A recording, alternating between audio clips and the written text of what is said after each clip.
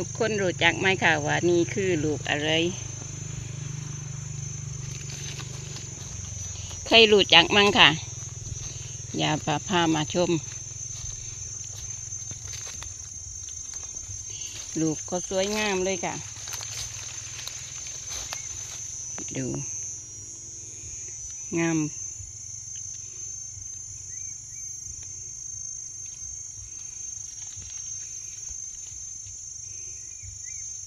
ใครรู้จักมั้งแถวบ้านเพื่อนเขาเรียกว่าลูกอะไรค่ะ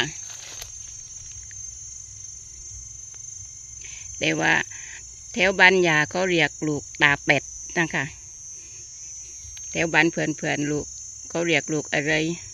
คอมเมนต์มาด้วยนะคะบอกกันมั่งว่าเขาเรียกว่าลูกอะไร